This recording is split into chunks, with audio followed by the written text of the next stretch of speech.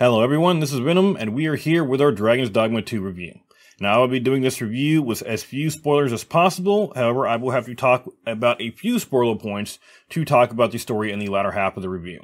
Now that being said, my review will be divided into two parts. The first part will be all the technical aspects of it, how the game performs, how it is monetized, that kind of thing. The second portion will be the subjective area, how it plays, the gameplay of it, whether I personally liked it, whether I think other people will like it, that kind of stuff. So out of 10 points, each section will be able to get up to 5 points. And especially for the objective section, the technical section, whether I like the game or not, whether I enjoy playing it, there are some very hard points that I have to either give or not give based off of my review criteria. And I have to do that so that I stay objective from game to game. Now, to begin, we can't really start off for Dragons Dogma without talking about the controversy surrounding this game. This has been a very highly anticipated game. Dragons Dogma 1 was a cult classic.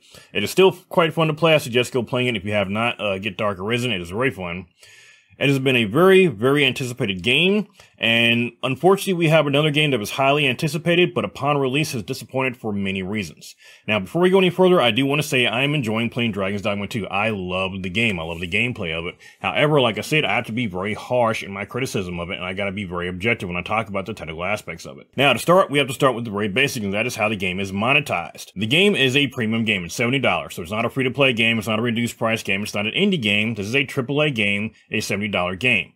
However, the game has got microtransactions. Now, it doesn't matter what those microtransactions entail, whether they be gameplay altering, whether they be cosmetic only. The fact that there are microtransactions in a single player game, no less, is going to lose this game points. Now, keep in mind, Capcom has come under some fire here recently because of the microtransactions in the game. And not just because there are microtransactions, the fact that they don't really do much.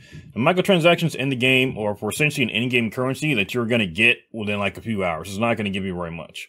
It's also going to be some items you can find in game that, again, you're going to have quite a few. There's no real point to sell those, so you actually get very little for buying those microtransactions.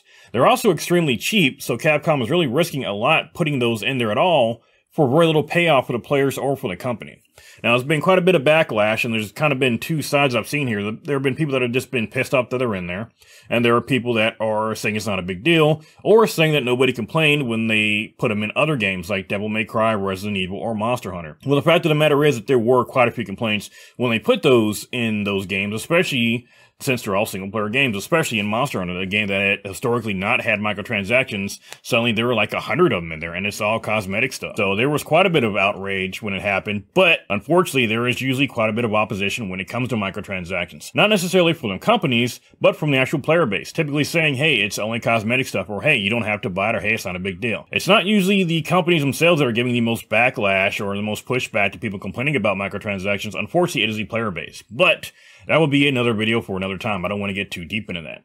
Just understand that there is a pretty big divide over the game because of the microtransactions. In fact, I'm currently on the Steam page right now. You can see it's got over 36, almost 37,000 reviews, and we're currently sitting at mixed. Now, most of the reviews that are talking, or that are negative, are talking about the fact that there are microtransactions. However, the biggest issue is going to be the performance, which is going to be the next hit. Unfortunately, Dragons Dogma 2 performs very, very poorly on PC. Now, on Xbox and on PlayStation, I'm understanding is doing much, much better. However, I can only talk about what I personally played, and I played on PC, so I can't really talk about those other two systems. On PC, it is very poorly optimized. Unfortunately, I mean, I've got a pretty good computer, but even then, I'm still getting quite a bit of frame rate drops. I'm getting quite a bit of stutter. Now, it's not as bad as some of what I'm seeing reported, but it is still very, very noticeable, especially in the midst of combat with a lot of crazy spells going on. Dragons Dogma 2 is very, very unique, and I just got some really over-the-top spells. I mean, so Sorcerer class, or Sorcerer Vocation, is very unique in that it's got some insanely crazy spells you can use, very visually appealing, and unfortunately using a lot of those, especially when you've got, 2, 3 sorcerers or mages in your party, and there's a lot of visual stuff going on at once, it can actually cause your game to chug, or if you're in like a city or something, it can cause it to chug quite a bit. So unfortunately, we're also going to be losing points on this because of the fact that it is very, very poorly optimized. In fact, even more than the microtransaction controversy, the poor optimization for PC has been the biggest negative talked about in the game so far. I've heard very little about gameplay. The gameplay has been very fun, but like I said, I'll talk about that here in a bit.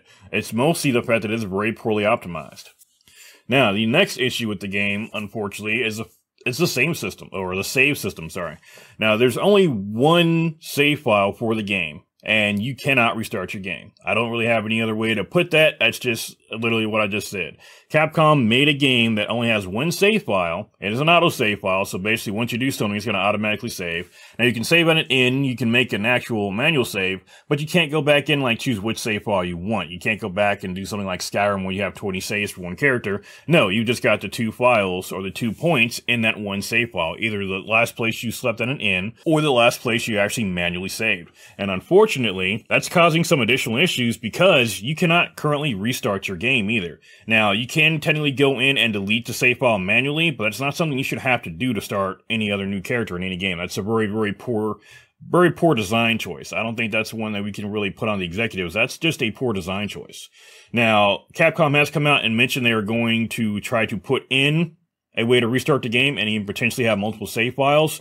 However, the fact that this was something that was either overlooked or was added in as a design choice, I don't know which one it was, but this is going to get a very hardcore negative because that's a lot of what I'm seeing complaint-wise as well. People have gotten to the end of the game, they want to do new playthroughs, not necessarily on New Game Plus, or they made a mistake on their file, or something happened in their save, and they basically destroyed their save. They want to go ahead and start a new save, or a new file, and they are unable to do so. Or they've got it going, and they've got to delete their save manually. So, again, very poor design choice. It's unknown. It's, like I said, it's very unlikely that was an executive decision. It was more than likely a developer decision, and unfortunately that's not one you can put on the execs. That's a very poor design choice, and people are complaining about it. Even I'm a little upset about it, and I don't want to start a new character yet. It's just a very poor choice to make.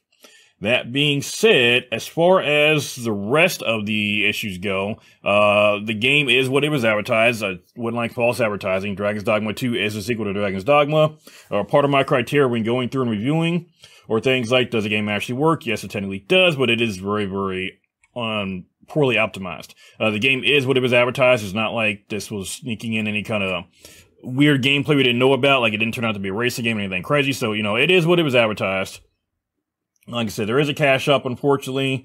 There's no like rotating cash shops. There's no cosmetic items. There's no battle passes, no loot boxes.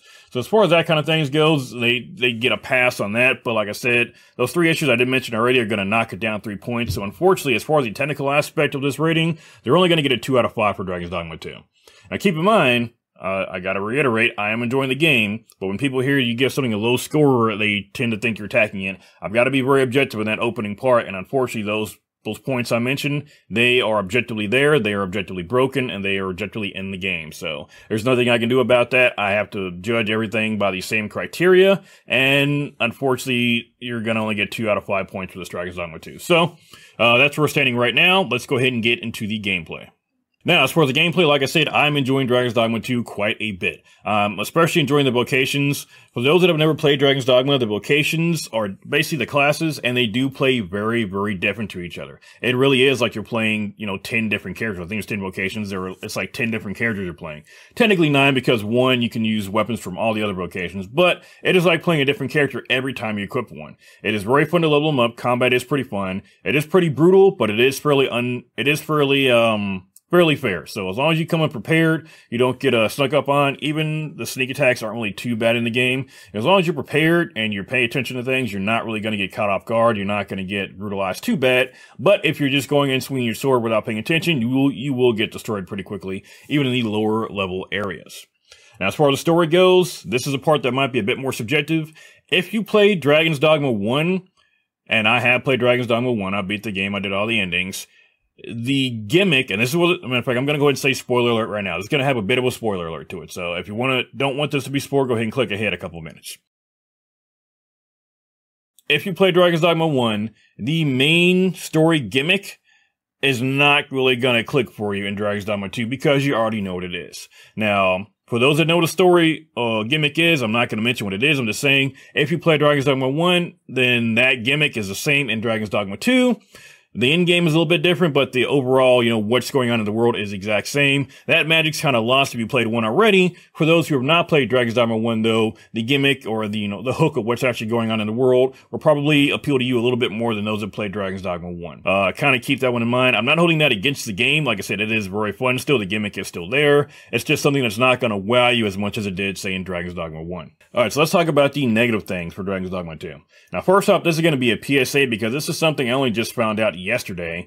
There's apparently a mechanic in the game called Dragon's Plague. Now, for those who don't know, you can hire pawns in the game. Pawns are essentially helpers or sidekicks that you can bring along with you to help you along in your quest. Now, you get to design one of your own that is your main pawn, and you can hire 2 more. Now, these pawns are typically going to be either found out in the world, or you can go to Rift Crystal to hire some specifically, and they are typically made by other players. So when you're hiring pawns, they're probably made by players, actually playing the game. Now, there is apparently a feature in the game, and I say feature, I really don't like this at all, so it's a plague, basically, but it's called Dragon's Plague. Now, if you haven't come across this yet, then you should be fine. The first time you come across it, you should get a pop-up warning you about it. But what Dragon's Plague is apparently a disease that your pawns can get, and when you hire a pawn, there is a chance that it can have Dragon's Plague. Now, what does Dragon's Plague do? Dragon's Plague, from what I understand, if you've got a pawn with Dragon's Plague and you rest in a town, when you wake up, everyone in that town will be dead. Exactly what I just said. If you have a pawn with Dragon's Plague and you rest in a town, when you wake up, everyone in that town will be dead. Now, without that pop-up, Dragon's Plague is very hard to see if you've got. So the first time you get a pawn with it, you'll get a pop-up, telling you exactly what it is. You get rid of it by essentially banishing or, getting rid of the pawn. If it's your own pawn, you throw it in the brine to kill it and then rehire it again. But after that first time, if you're not paying attention to your pawns, you could very easily hire a pawn with Dragon's Plague and not realize it. And the signs of it are very subtle.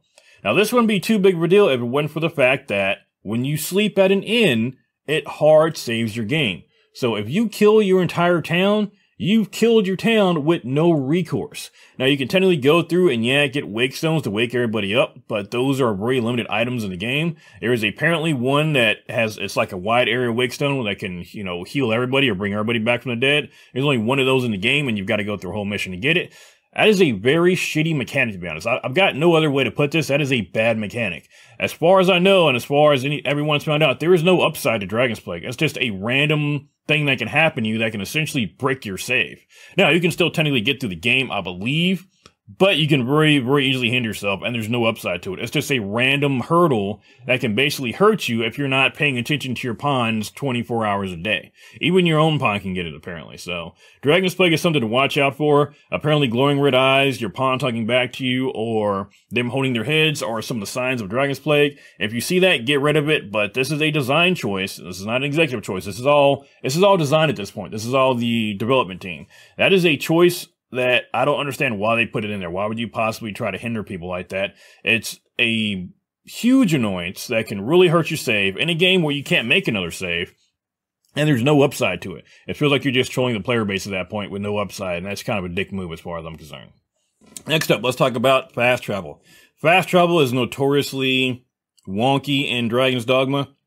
You've got 2 main ways of fast traveling. You've got port crystals, and some, and when I say some, I mean a couple of the major cities, and you've got the ox carts. Now, the first way to fast travel is the port crystals. I'm going to try to explain this to where it makes sense.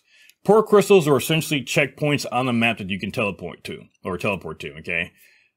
But I don't know who was in charge of designing where they went to, but not every major city has got port crystals. In fact, there's only like a couple spots on the map that have them, unless you get to the end game, the end game, and I'm not going to spoil that. Then a few more open up. But the port crystals are kind of randomly placed out. There's only a couple. To use them, you've got to use a consumable item that is very expensive. You can find some, yes, but they're not something you're going to be using a lot. You're going to want to hold on to them because you're not going to be getting a ton of these throughout the game. Either you're going to have to buy them, which are very expensive, or find them through quests or through doing, side missions, which I'll get into here in a minute right after this because this ties into fast travel.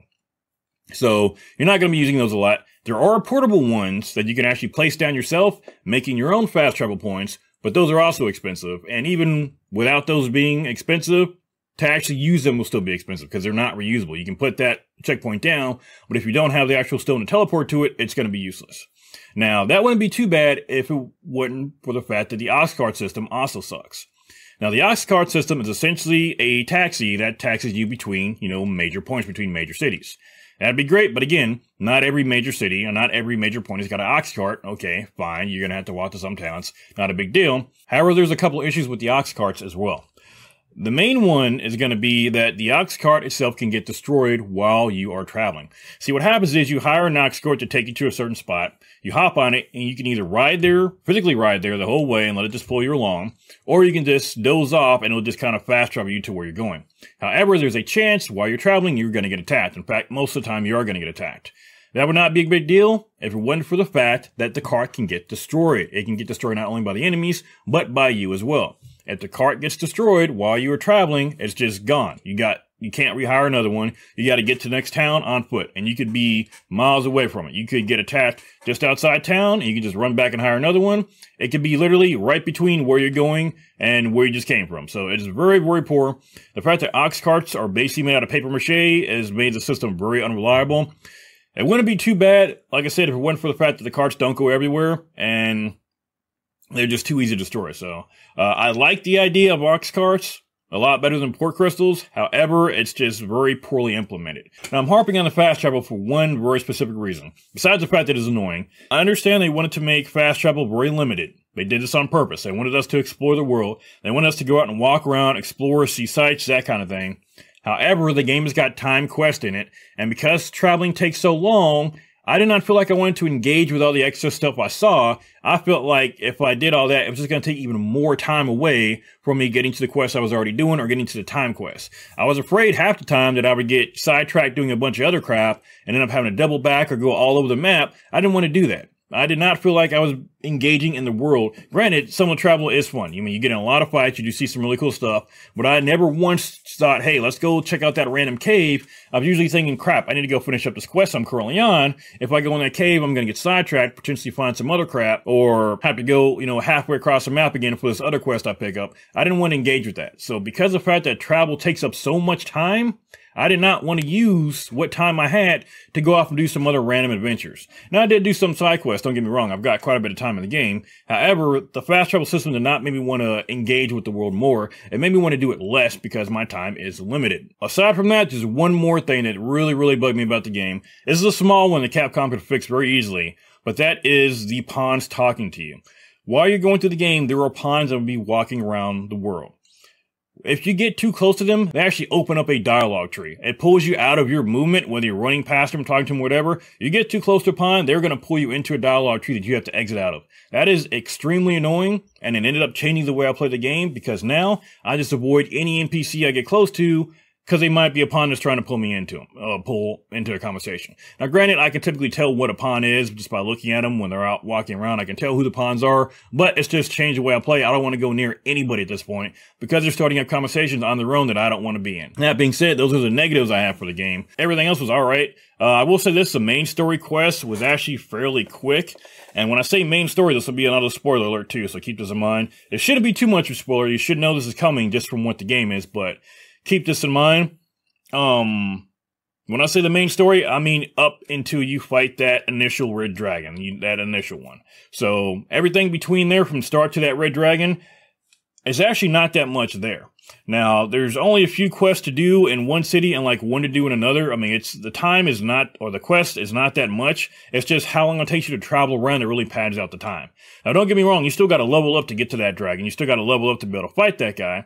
But all the steps to actually get to that point, there's actually not that much there. It's just the amount of travel time it takes and how many fights you're getting into that it really pads all that stuff out. There's not really that much there. So, it's really the side quests that are really supposed to be pushing you to do everything. Dragons Dogma's got a crazy endgame, typically. I'll let you discover that on your own. But the main quest itself, there was not that many steps to it. So, I'm not going to spoil it past that. It still did take some time to get there just because it takes time to travel and takes time to level up. But the main quest did not have that much substance. There's really, hey, go here, go there, go to this third port, and you're done. That is pretty much it. The rest of the game, like I said, I enjoyed quite a bit. The gameplay was, like I said, it's amazing. I'm still playing it. I'm loading up my vocations now. I do love the vocation system, the fact that you can level up vocations, use augments from one vocation, and then use them in another. In fact, there are some vocations like, for example, there are some for the mage class that would be great for, say, the opposite, like a warrior class or the fighter class. You'd be surprised what you'll find, and you'll be surprised what class you may end up liking. I didn't think I was going to like the Thief class for this playthrough, and I put it on, and I absolutely love it. In fact, if I had to do like a solo play, Thief might be the way I would go to do that. That or the Mystic Spear Hand, which quite a few people thought was going to be pretty fun, and it is pretty fun as well. So I am enjoying Dragons Dogma 2 gameplay-wise, so I'm going to go ahead and give that one a 3 out of 5. The issues I went ahead and talked about, they are some big issues, but they're ones that other people may not think are an issue. The fast travel one, I know some people are going to say, hey, it's a lot more immersive. The card system, the fast travel, all that's a lot more immersive. I want to count that as a negative. I personally do. Others might not, so I'm not going to necessarily count that one against the game. It did rub me the wrong way, so I'll take off maybe half a point for that one.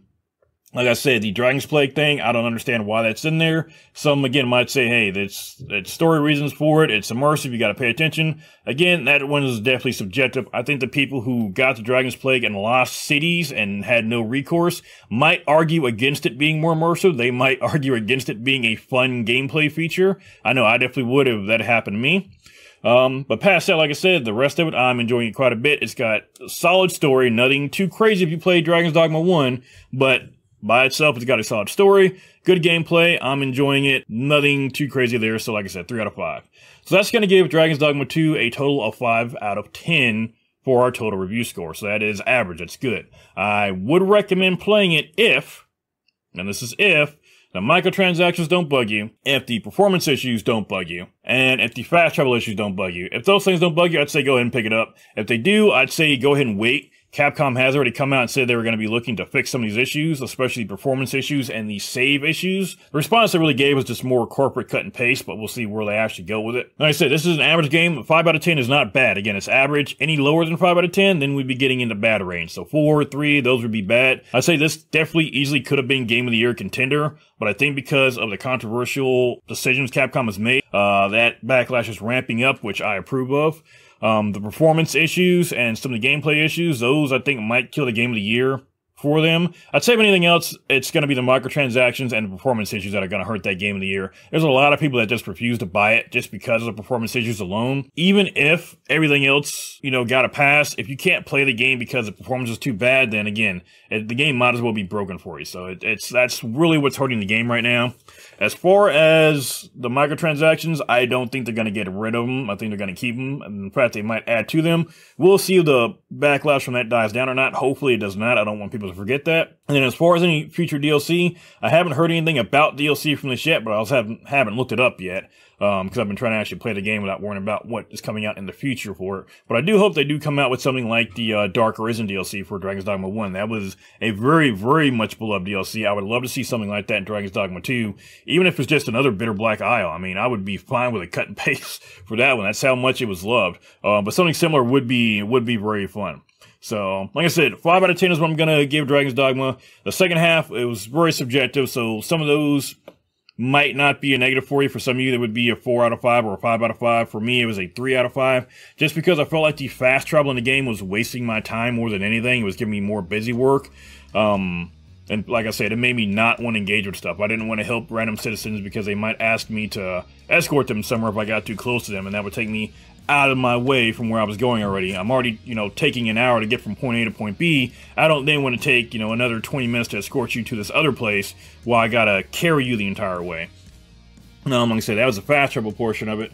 I didn't like the fact that the cards broke. Like I said, all those things I pointed out, for me, it was a 3 out of 5. The technical issues on it, the first half of it, it's out of my hands. It is a solid 2 out of 5. I've got like I said, I've got a very solid criteria that I have to stick to for that. It does not matter if I like the game. And again, I've said 100 times I like the game. I'm loving the gameplay of it. But it doesn't matter how much I like it or not. If it's got these points I talked about, like I said, microtransactions in a single-player game, performance issues, if it's got any of that kind of stuff, my hands are tied. The score makes itself. So, yeah, that's my score for it, 5 out of 10. I do recommend getting it if you like Dragon's Dogma 1. It's basically more Dragon's Dogma 1, just in 2. Just more Dragon's Dogma, which is a good thing if you like Dragon's Dogma. So that's going to do it for me for today, guys. Like I said, I definitely enjoyed the game. If you like Dragon's Dogma 1 and can get past the microtransactions and the performance issues, I say go ahead and pick up 2. If you are bugged by any of those or you didn't like 1, then I would not recommend getting 2. Very average score, not good, not bad, but it is what it is. So that'll do it for me for today, guys. Thank you all for coming by, and I will see you on the next video.